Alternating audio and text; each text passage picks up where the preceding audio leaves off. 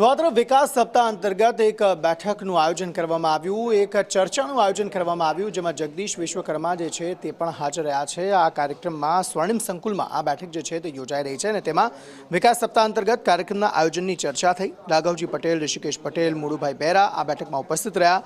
મુખ્ય સચિવ પંકજ જોશી જે સહિતના અધિકારીઓ જે છે તે પણ તેમાં હાજર રહ્યા છે। આ બેઠકમાં શું ચર્ચા થઈ, આ બેઠકમાં જે ચર્ચા થઈ છે તેને લઈને તેના ઉપલક્ષ્યમાં આગામી સમયમાં કેવા ફેરફાર જે છે તે જોવા મળી શકે છે।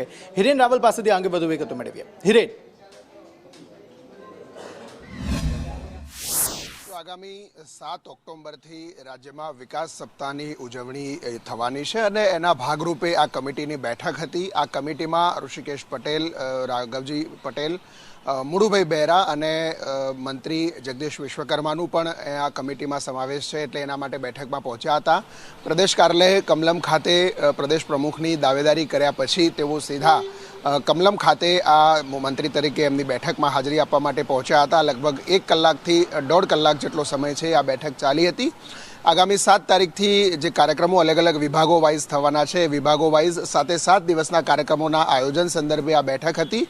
જોકે આ બેઠક પછી કંઈ પણ બોલ્યા વગર જગદીશ વિશ્વકર્મા છે ત્યાંથી રવાના થયા હતા। ફોર્મ ભર્યા પછીની આ તેમની પહેલી બેઠક હતી અને એ બેઠકમાંથી સીધા તેઓ પોતાના નિવાસસ્થાને રવાના થયા છે।